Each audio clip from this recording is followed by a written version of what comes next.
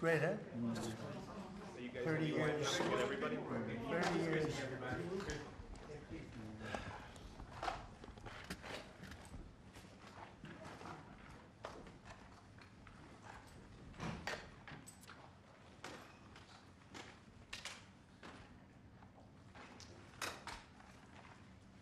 Well, thank you very much, and I'd like to ask Caroline, who's become very famous, big star, and she has a person who's a colleague of hers, a friend of hers, and that she has a lot of respect for, who comes from the area and knows exactly what's happening. Caroline, could I ask you to say a few words? Yes, sir. Here we have Hariana, who is from the continent of Africa. She's been a reporter here in the United States for many years, and she has a story to share with the press, with the media, and with these two fantastic leaders who have joined you today. So, Hariana, please. Why don't you come up here and talk so they can see? Sure. That'd be great. Thank you very much. Thank you, Mr. It's a great honor. Thank you, Mr. President. So, as Caroline has mentioned, President, first of all, I want to let you know that I'm the only African reporter accredited here at the White House and I cover for the entire continent. So I just arrived from Congo, Democratic Republic of the Congo, yesterday. I went to see firsthand how the people is feeling and the president's message, President Felix Tshisekedi, about this upcoming peace deal. And let me tell you firsthand what I've witnessed myself. I spoke with the people on the street. I spoke with youth. They know your name. They know that a president named President Trump is working hard to finally bring peace to the country. I saw hope. They have hope now for a better day in Congo. They see what you're doing as a future, better future for Congo. And I had opportunity to sit down with President Felix Tshisekedi for an interview because I want to understand his mind, what he's thinking, his feeling about everything that your administration is doing. And he told me firsthand that for many years, many American presidents overlooked this conflict. They didn't do nothing. Even myself, I cover President Biden's administration. I pressed many times about this conflict. People are dying in Congo. This country has so much potential, but they need help because this war is destroying the country. Right. They never gave me any answer. And he told me, President Tshisekedi, that you have no idea, he's very thankful for what you're doing, for what your administration is doing, not only him, the entire Congolese people. They see that finally they will have hope. And President Tshisekedi also mentioned at the end of my interview that when peace finally comes to the Democratic Republic of the Congo, he's thinking to nominate you as a Nobel Prize Peace because he said you deserve, you have been working to bring peace in the world, not only at the Congo, and he's very hopeful to meet you in the future. That's so nice, boy, and that's so beautifully stated. And Caroline said, number one, she did say, and I shouldn't say this because it's politically incorrect, she said, she's beautiful, and you are beautiful. Okay? I'm not allowed to say that, you know, that could be the end of my political career, but I said it anyway. But you are beautiful, and you're beautiful inside. So I wish I had more reporters like you. So you covered Africa for a long time? Yes, for over 10 years. Wow. I cover even your first administration. Yes, I know that. That's great. Well, thank you. That's so nice that you said that. You. Appreciate it. And I have one more question, Yes. Mr. President. Since we know in July or in the future, both President of Rwanda and the Congo will be coming to the United States. In Africa, President João Lourenço, the president of Angola, he is also the leader of African Union. Good. He worked very hard to bring peace, but unfortunately... Let's get him here. Yes, that's okay? right. Would you invite him for me? Of course. Okay? Of course. No, we'll have. I know that he works very hard, and he's the head of essentially the union.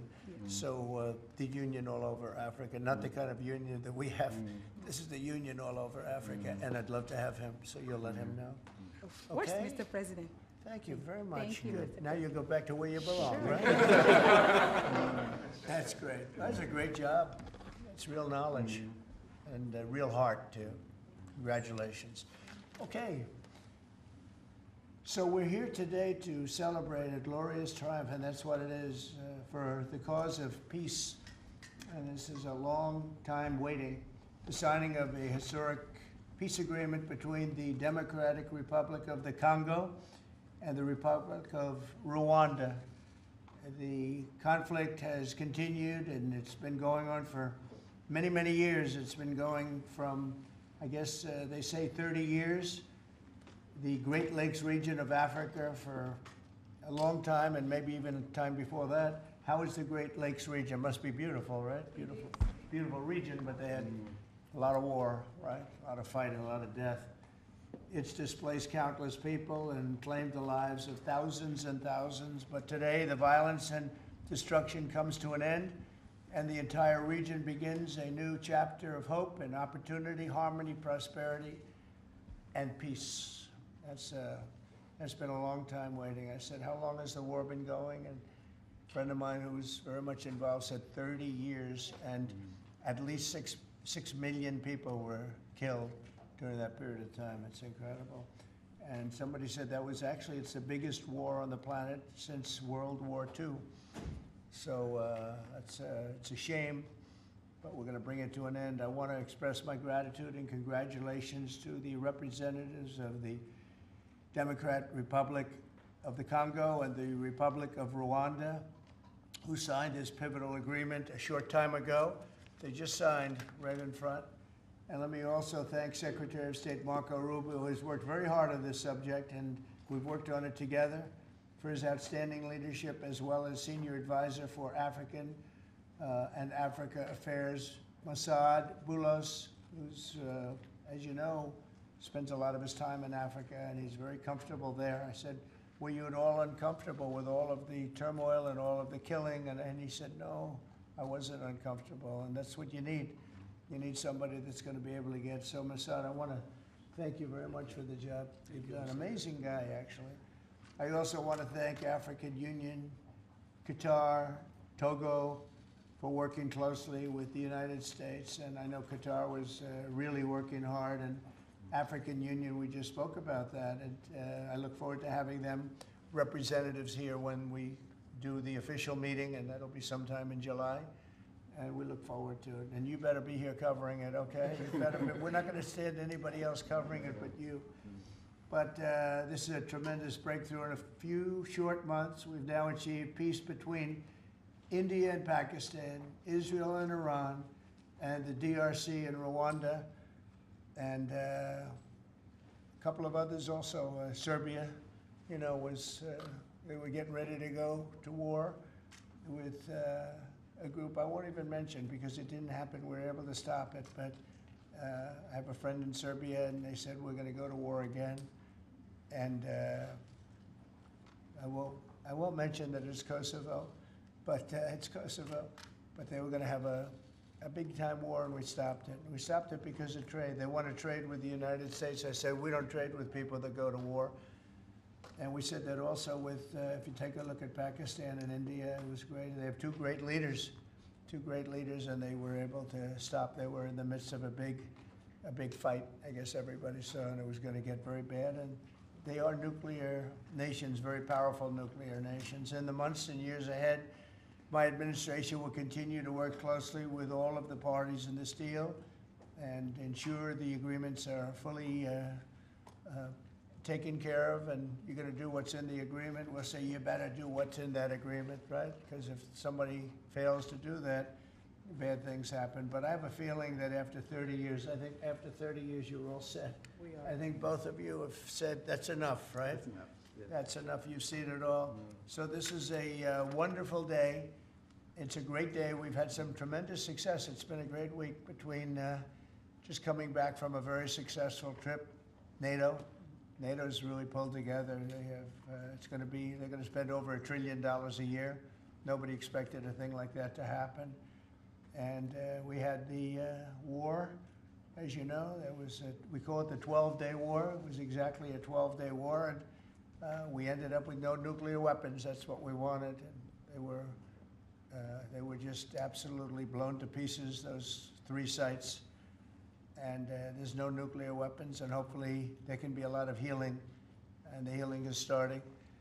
And it's been a really pretty amazing week, and this is one that I really look forward to. This was set up a few weeks ago, and it was something that I really look forward to. If we can do this, and we do that because we have a certain competence that's good, we're able to get people to be peaceful. I think we can do war better than anybody, but we don't want to. And we have the greatest military in the world. They showed that in Iran. Those pilots, they flew for 36 hours. And think of that, and they hit their target. The size of this desk, half the size of this desk, from about 52,000 feet in the dark of night with no moon, zero moon. They wanted it that way. Can you believe it? And they hit, every missile hit exactly half the size of this beautiful Resolute desk. We don't want to talk about it when it comes to rockets hitting it, but half the size of this. And they hit dead center from tremendous heights, going at tremendous speeds. It's amazing. Nobody could do a thing like that. Nobody has that weaponry, and nobody could do a thing like that. So we had a very busy and successful week. And in addition to that, our economy is doing great, setting records with the economy, and a lot of other good things happening. But this is about Congo and Rwanda. And I'd like to ask, if I might, would you say a few words before we introduce our guests, please? Sure. Thank you, Mr. President. Yes. So, under your leadership, Mr. President, and the full support of Secretary Rubio and the entire team at the State Department, we engaged with the two parties in early April. And within 3 weeks, they signed the Declaration of Principles. And now, within about 2 months from that, we have signed today the final, this is actually the final peace agreement. You know, many people were wondering if this is preliminary. No, this is the actual final peace agreement that they've signed today. You have also expressed interest in inviting the heads of states to the White House for a signing ceremony. So there will be some other additional agreements that will be signed. In addition to this, which will become known as the Washington Accord with regards to the Great Lakes region. That's great. There are some economic... Why not the Trump Accord? If you wish. I'm only kidding. Every headline's there. I think that's a great Washington Accord. Beautiful. And there's an economic aspect as well that is extremely important for both countries. They have also worked, last week we finalized the regional economic integration framework, which both countries will be signing at the White House here during that ceremony. And That's going to be a great ceremony. Absolutely. Right? We're going to make that a great ceremony and bring other people that were involved, some other people. Besides the gentleman we talked about who we know has worked so hard, if you think there are other people that are deserving, let us know. Okay? Sure. And there will be some bilateral agreements.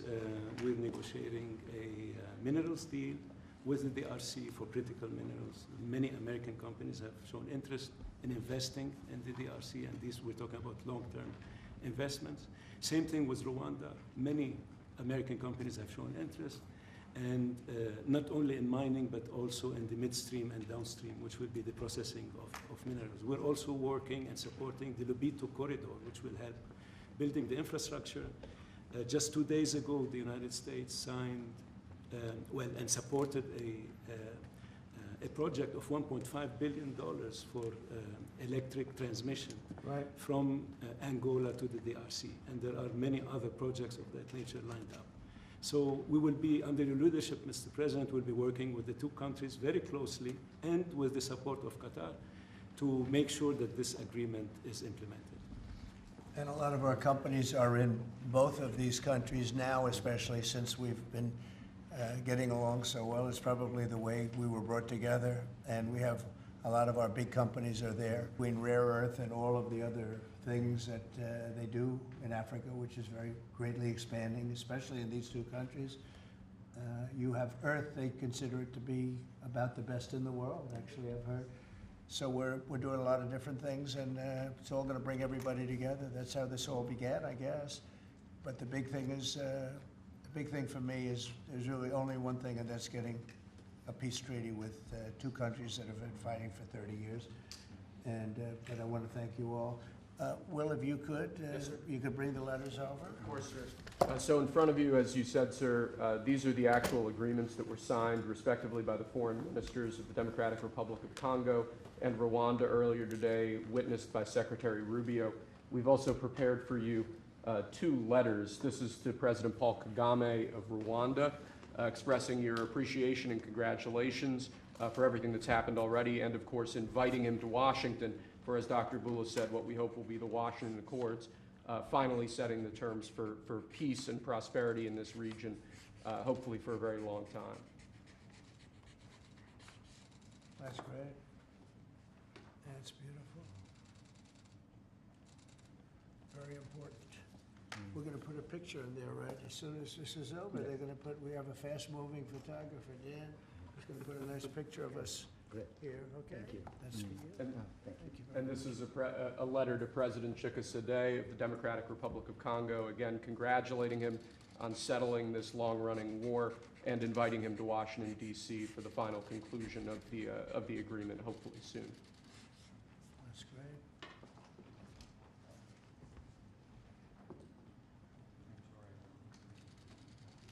Nice, right? Take that pen. Thank you very much. Okay. So I'd like to ask JD to say a few words, our great Vice President, and then Marco, and go ahead. Great. Well, first, let me welcome the foreign ministers of Rwanda and Congo. It's great to have you in the Oval Office. And second, let me say congratulations to the President, to Secretary Rubio, the entire team. I think for the people of these two countries, they should know that the United States is committed to the pathway of peace. But to my fellow Americans, this is really a celebratory moment. This is a big moment for our country because under the President's leadership, we've taken what was 30 years of killing and war, the worst war in terms of death count since World War II, and now we're on a pathway to peace. And so if I think about what I know about these two countries, for 30 years, pretty much the entire time that I can remember these two countries being in the news, much of the story has been about them fighting one another, about them killing one another, and now we can look forward to a future where my children will look at this moment as the beginning of a new story, a story of prosperity and of peace. So thanks to the President, congratulations to the entire team, and to my fellow Americans, we should all be really proud because it's amazing what active presidential leadership can accomplish when it's geared towards peace and prosperity, and that's what we have in the Oval Office right now. So great job, sir.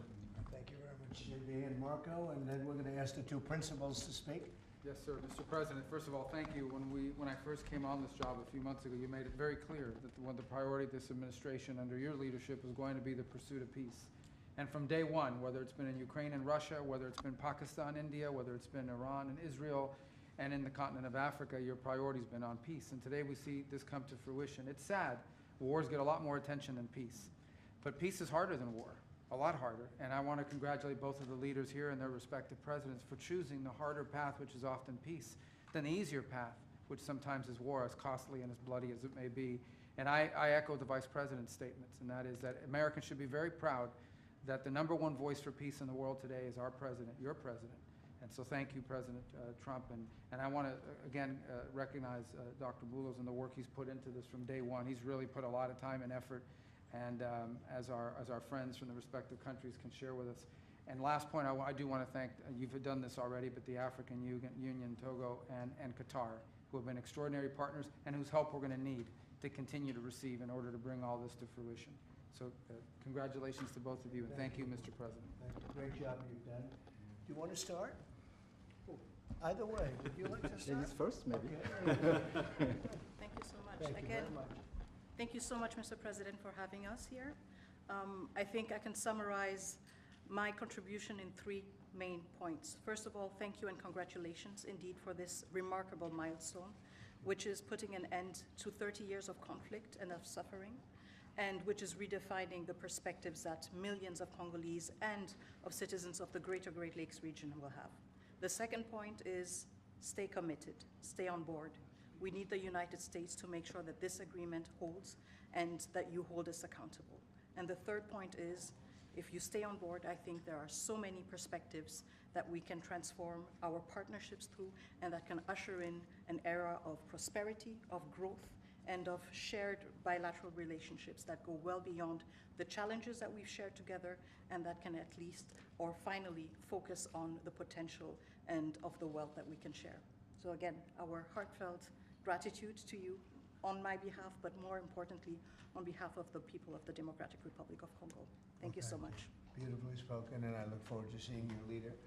They will, highly respected person, as you know. Indeed. Highly respected all over the world, but in Africa in particular. So Sometime in July, we'll do something, big ceremony. We look Okay? forward to it. Thank you very so much. Please. Thank you very much, Mr. President. This is indeed a historical day because it's the signing of a peace agreement between Congo and Rwanda to end a conflict that has been going on for 30 years. And there has been many mediation, facilitation in the past, but none of them succeeded. And we believe that it's because of your leadership and your steadfast commitment to this process, with also a new approach of economic integration, regional economic integration, which is important to allow Rwanda and DRC working together, because this is a very rich region, no? With cross-border trade, with the minerals, with natural wealth. So with the US standing side by side with Rwanda and DRC, we believe that we will achieve a long-time peace. And we also believe that, as my colleague from DRC stated, it's important for the United States to stay committed, because today we signed, but now we need to implement what we have signed in order to open this new era you were talking about of prosperity, so that we can reap the economic dividend of peace. So for this economic integration framework to be implemented, it's important for the US to accompany the parties to implement what we have signed, because in the past we have signed so many agreements that were not implemented. And we are really, we believe that with your leadership, with the involvement of the United States administration, we will reach that goal. So thank you very much, Mr. President.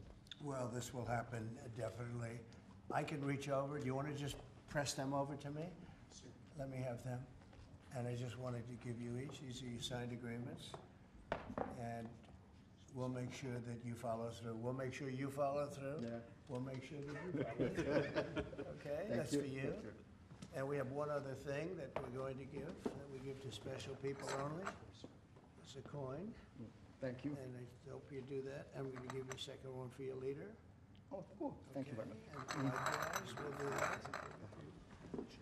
These are serious coins. You don't want to lose them. You'll be very. I think that your reporter from Africa should get one. What do you think? Is she allowed? I saw. I think yes.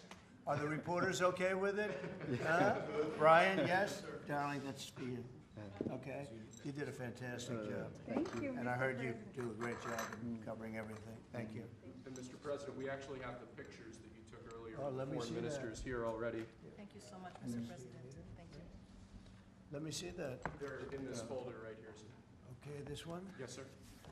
Oh, they look better than me. I don't like it. I don't like it. That's beautiful. That's very good. We have a good photographer. Beautiful. That's great. You better, I'll tell you, you better do the job here. We're gonna come down hard. It's beautiful. Thank you very much. So we'll put them in. That's for you. I can do that. That's for you. This is for the Congo. And what is it? For the Congo. Yes. The visa. Okay. Let's see, do we have two of them? I think so. He wouldn't give us one. He would have made a big mistake. Isn't that nice? That's for you. That's for you. Thank you, Mr. President. Thank you very much. And you're all set, and this is for you. You're gonna Yes, get it is. this? Good. Might as well hold it. Thank you so Thank you much. very much. Good luck. Thank you. Do you have any questions? Yes, sir. On the subject, sir. No, not Canada. This is about Why not? Why not Canada, by the way? Why? I mean, Because this is about a different subject right now. This is right now actually a much more important subject. We just ended a war that was going on for 30 years where 6 million people died, so don't ask me a trade question on Canada. Mr. President, Kara Castronova from Lindell TV. Now that your administration, and congratulations, has secured peace in Africa to a bloody, horrific war that's gone on for decades and no other president could do it, do you think the mainstream media will finally... I love her, I'm telling you. No other, but you're right, no other president could do it. They tried and they didn't even try, I don't think. I don't They think, tried hard. I actually don't think they tried. Do you think Biden tried? He didn't know he was alive. Do you think the Go mainstream ahead. media will finally give you credit where credit is due? No, no, the media will never give me credit, but the people give me credit. That's why I'm here. The people didn't give me, that's why we're here in a landslide. We got all 7 states, we won the popular vote. So the media won't give me credit, but the people give me credit. That's more important to me. You're going to go down as a peacemaker. You're also going to go down with the president who had 0 border crossings in May. You secured the border most than anybody's ever done. But I don't know if you know this. You're on track right now to have the lowest murder rate in history in this country. And I think a lot largely go to the fact we closed down the border. Did you want to comment on that? You might go down as the lowest murder rate in U.S. history. Yeah, I saw that the other day, and it's an honor. I mean, and that's really even better because, you know, we've taken a lot of illegals into the country through the Biden administration that are murderers, 11,888 to be exact. And many of them are now gone. We got rid of them. They're back where they belong. But so it's a great honor. You know, if you took that out, the numbers would be even better. They've created a lot of problems. You Truth Social earlier about getting money to the air traffic controllers and the big, beautiful bill, which hopefully, praise God, if we get this thing signed. What does that mean to that industry that have been suffering the last couple of years, quite a decade of being underfunding? How that changed the safety of air travel? Well, they've underfunded the airports for years, and I started the process of getting it completed in terms of the equipment necessary to land the planes, where the planes, like the helicopter accident with the plane, would have never happened if they had the right modern equipment. It would have been, bells and whistles would have been going on all over the place. And I had that all set, but when I wasn't here, they totally dropped it. You had a terrible head of transportation. We have a very good one now, Sean Duffy. But you had Buttigieg, and he didn't know a damn thing. He'd ride to work on his bicycle. He didn't know what the hell was going on. He was terrible. So he totally dropped that. It was a project that should have happened, and I was all set. But we had a very sad experience with the voting, and so we didn't get to do that. But now I'm doing it, and we're going to have a great system. And it's funded partially by the bill. It's the initial funding is by the bill, and then it gets to be funded. The rest of it comes a little bit later as we build it out. But we're going to build out the best in the world. We have the best companies in the world. A couple of countries have very good systems. In fact, I noticed when I was landing, my pilot often would use the system of another country, and I said, "What are you doing that for?" He said, "The United States system is so bad." So we have the best companies that do that in the world bidding. You have Raytheon, you have IBM, you have a lot of different companies bidding, and we'll get the best one, the best system for the best price. And they're going to go to town and give us a system that will be better than any other system in the world, and you won't have planes bunking into each other at 35,000 feet.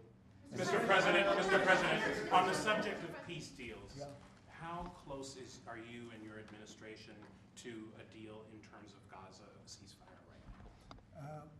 Often asked, and I think it's close. I just spoke with some of the people involved. It's a terrible situation that's going Gaza, he's asking about. And we think within the next week we're going to get a ceasefire. And we're supplying, as you know, a lot of money and a lot of food to that area because we have to, I mean, you have to. We're, in theory, not involved in it, but we're involved because people are dying. And I look at those crowds of people that have no food, no anything, and, you know, we're the ones that are getting it there. Some of it's being taken by some bad people, you know, if you give it and you give it out, and they're supposed to be taking care of the people, and they end up stealing the food and selling it. But we have a pretty good system now, but so we're helping with that. You see the lines of people that just get one meal, essentially. But it's too bad. Other countries aren't helping out. Nobody's helping out.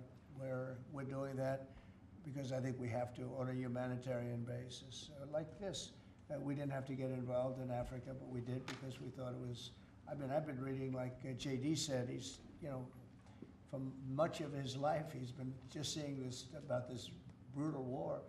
And it actually got a lot of publicity because of the level of brutality, right? It was, nobody's ever seen anything like it. And to be involved in that, I mean, I consider this the most important of my conferences today. We just had a great Supreme Court victory today, and everybody would say that was big, but you know, we're talking about saving thousands and probably millions of lives here. This is more important than anything.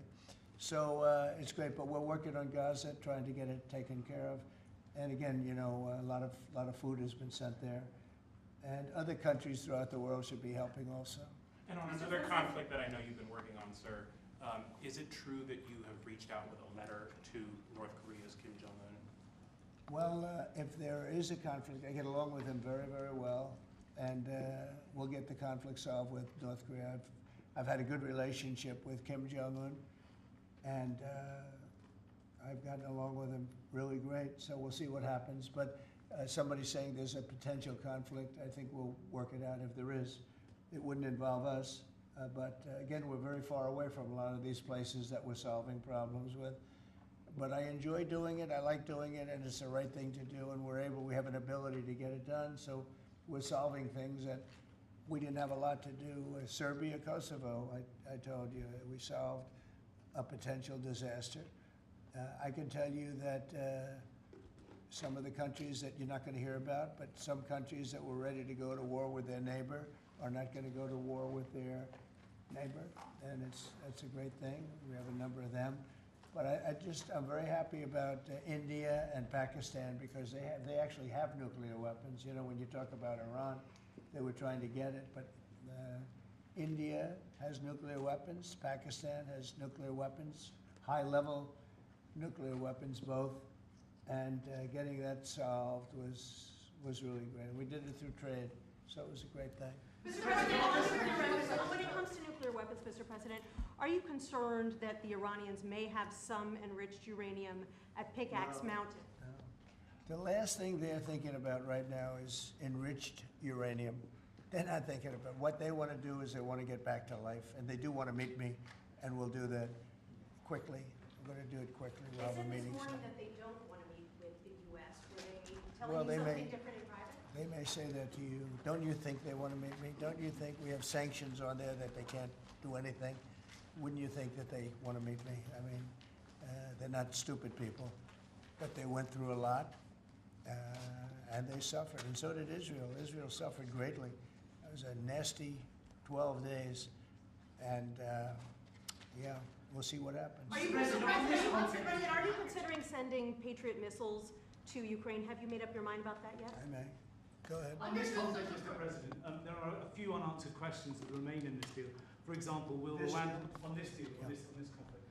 For example, will Rwandan troops pull back from parts of the DR Congo, and also will the M23 rebel group be allowed to remain in parts of eastern DR Congo? Do you have any answer to those? Well, let me ask you that question. You want to answer that one? It sounds like an interesting question for you. Go ahead, please. Thank you very much. In the agreement we signed, we have taken the concept of operation for the neutralization of the FDLR, which is a vicious genocidal movement, and the lifting of Rwandan defensive measures.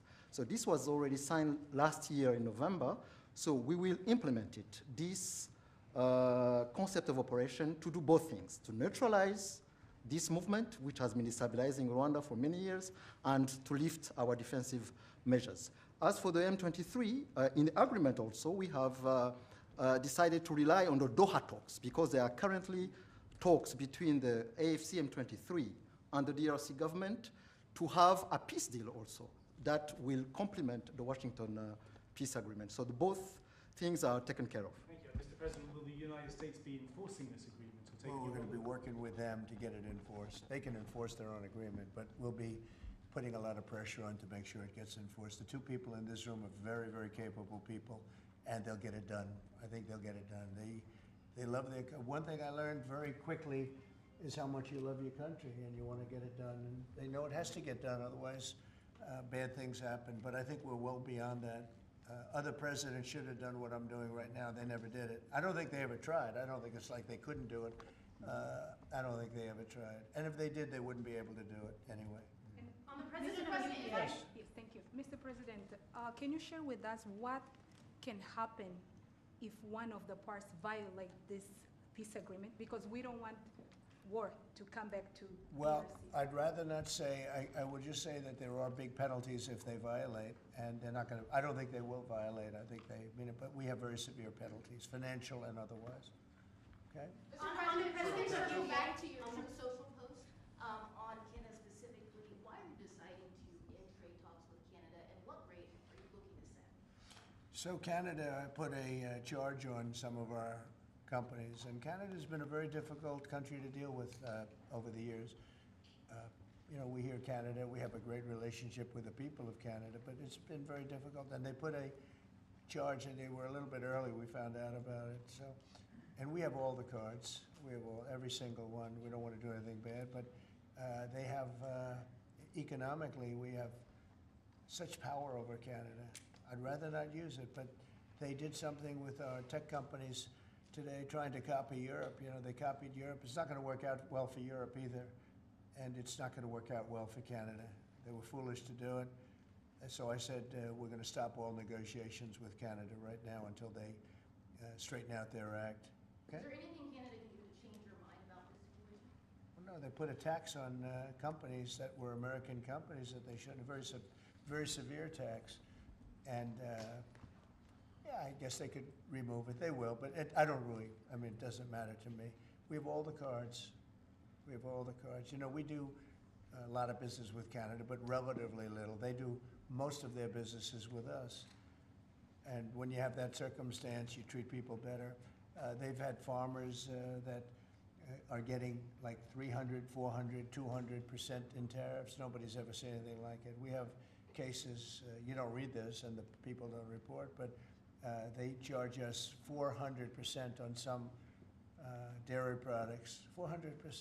Nobody writes that. It's not fair to our farmers, and we've got to protect our farmers. Sir, you just, Yeah, Brian, go ahead. Mr. President, you mentioned how much of a rate cut we would do to the interest on the debt. Earlier today, Director Pulte was on CNBC talking about how he suggested Powell should resign. Any comments on whether or not Powell should step down? I know you've been. Well, I don't have a comment. I'd love him to resign if he wanted to. He's done a lousy job. Look, if you were there, you'd say, well, you know, the United States is doing well. They have no inflation. And if they do get inflation in a year or two, we'll start raising the rates. We'll get rid of the inflation, you know, and do other things. Biden had the worst inflation in the history of our country. 19%, but I think it was much higher than that. Frankly, they say 19%. I say, I think it's a lot higher than that. And we have almost no inflation now. We've done a great job in a short period of time. Energy prices are way down. Gasoline now is down to close to $2 in a lot of places. A couple of places I see it even broke. It's like $1.98 a gallon. We've done a great job on inflation and honestly, pretty much everything else. I think it's very sad the way people act. You know, you have a guy in there that with the stroke of a pen could lower interest rates and save us hundreds of billions of dollars a year. But he's a stupid person. You know, it's very interesting. I'm not sure if he doesn't understand it, because you should be able to understand it. It's sort of 101 economics, but I'm not sure of that. But think of it, with the stroke of a pen, he talks about costs. We can save $600 billion, maybe even, these are nice numbers for you, right? $900 billion, $950 billion by lowering interest rates. And it's really just more of a paper movement. It's not like you're not cutting anything, you're not cutting jobs, it's just interest rates. And we're number 40 or 44, number 45. Some places that you wouldn't believe that, you know, I don't want to be disparaging, but they pay a lower interest rate than the United States of America. And without us, everything blows up. You know, we sort of control the world in that sense. But we have a guy that's just a stubborn mule and a stupid person that is making a big mistake. He's making a mistake. And it lasts for years, because when you do the debt, now, I've instructed my people not to do any debt beyond 9 months or so. Get this guy out. And whoever is in there will lower rates. If I don't, if I think somebody's going to keep the rates where they are or whatever, I'm not going to put them in. I'm going to put somebody that wants to cut rates. There are a lot of them out there. And I said this morning, a lot of the business shows today were saying, you know, Trump is right. He should be cutting rates. Think of it. We have a great country. We're making a lot of money. We're taking in billions of dollars in tariffs. We have $15 trillion of money that wants to be invested here, which is a record. In 2 months, it breaks any record that we've ever had for a whole year, and not even close. 15 trillion, and it's going to be much higher than that. That's after essentially 2 months, because, you know, we've been doing it for about 2 months, 2.5 months. $15 trillion breaks every record in the book. There's never been anything like this. We have factories moving in, we have car plants moving in, we have everyone wants to be part of the United States. And as I told you, and I say it to everybody, when I was in the Middle East, the King of Saudi Arabia, and Qatar, and UAE, all great leaders, they have all great leaders. All three of them said, you got the hottest country in the world, and you did it in, at that time I was there for 4 months, because we got back a little while ago. But everybody says it, not only them. We have the hottest country in the world right now. The only thing is we have a Fed chairman that is, he doesn't get it. And you could have substantially lower. Like if we cut him 2 points, would save more than 600, think of it, more than $600 billion just because you cut. But you can't go out to the market and say, well, we have a guy that's got us at 4% or 4.5%, and we want to pay 2% or 1%. I think we should be paying 1% right now. And we're paying more because we have a guy who's, you know, suffers from, I think, Trump derangement syndrome, if you want to know the truth. But he's not good for our country. The president of UK. No, Did you push not the you, president? not you. A related question on banking. There have been reports, Mr. President, that your administration is considering issuing an executive order about debanking, which is the practice of banks denying services based on people's political beliefs or industries such as crypto, people involved in that. Would you be open or interested to sign such an executive order targeting debanking, and what might Well, that I think look like? the debankers, I think that banks, I can tell you because I've been a victim myself, because of my politics, that big banks were very nasty to us. And I actually think it was Biden's people that told them to be, because the one group of people that banks are afraid of are the regulators. They are petrified of the regulators. And I've seen the biggest banker. I can tell you, you see him on television all the time. If a regulator walked into the room, he gets all nervous and crazy.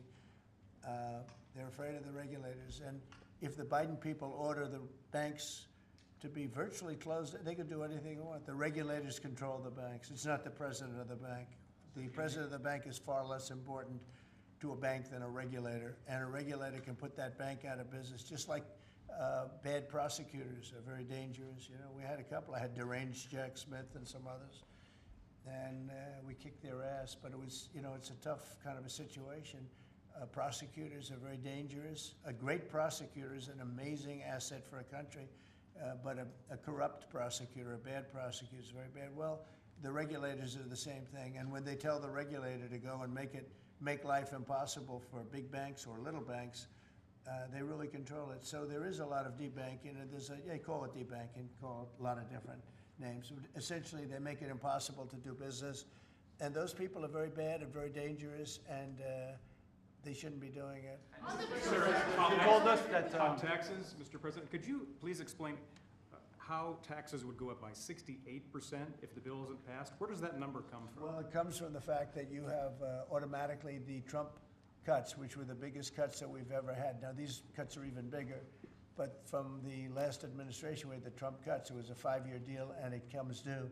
When you add that to the cuts that you already have and other things, it amounts, according to what they tell me, about 68%. That would mean you'd have a tax, so that you know that the tax cuts that they got, the biggest tax cuts in our history, would immediately go up to that level, and that alone is a big chunk of the 68%. And then you have the other taxes that would accumulate, and they say that you'd have about a 68% tax increase. Sir, you said a moment ago that it won't work out very well for Europe on trade. Does that mean you want to cut off those negotiations as well and just tell them what? No, well, they've been very tough. The European Union was formed in order to take advantage of the United States on trade. That was why they were formed, and they're nasty. They're very nasty. We have a good relationship. I'm dealing with Ursula right now and the group, but it's a very it's a very tough situation. They have been unbelievably bad to us. If you look at past presidents, they've treated them very badly. They're being very nice to me because I get it. I know the system, and we have the cards. We have the cards far more than they do, and they have not treated us well, and they're coming to us right now. You know, I said I was going to put on a 50% tariff. As soon as I said that, I put it out on Truth. As soon as I said that, they came to the table. They didn't want to come to the table. My people were telling me, Scott was telling me, and the whole group was telling me that not a good situation. They want to tap it down the line. They don't want to really deal. So I said, we're going to put a 50% tariff on you. And Howard, as you know, was very much involved, Lutnick, Commerce, and he said, they don't want to talk. As soon as I put that on, I was getting calls from them like, can we meet tomorrow? And the problem is they have a lot of very unfair taxes. They have a lot of taxes that you wouldn't put on, and they sue all our companies. They're constantly suing Apple and Google and all of these companies, and they're getting, you know, in front of judges that essentially almost work for them. I guess they do work for them. They're European Union judges, and they're getting these crazy rewards. Apple was fined $17 billion, and others are being fined tremendous numbers of dollars. They're nasty people, and I don't want them affecting U.S. companies. I don't want that. If anybody's going to affect a U.S. company, I want it to be us. And if they're going to have to pay a penalty or a fine, let it be to us. So they've done this for a long time, for years, but they're very nasty. The European Union's very nasty, there's no question, but they'll learn not to be so nasty very soon. They know that. They know it's coming. So you told us that Vladimir Putin reached out to you to help you with the Iran crisis. He made some nice statements today. Did you see the statements? Very nice. Vladimir Putin made some very nice statements today. Look, he respects our country again. He didn't respect it a year ago, I can tell you right now. But Putin respects our country. And President Xi of China respects our country. And Kim Jong-un they respect our country again. We were not a country that was respected just a year ago. We had a president that was incompetent. We had bad people circulating around this desk, this beautiful Resolute desk. They had, I guess, evil intentions. You couldn't be that stupid. I mean, they had evil intentions. But the world respects our country again. Thank you very much, everybody. Thank you, President. Thank you, President. I'll write the story. Thanks, guys. Congratulations. Thank you very much, Mr. President. Keep going. Thanks, guys. Thanks, everybody. Right through here. Thank you. Stay, we're going to do a prayer project. Thank you very much. Thank you. Thanks, guys. Thank you, press.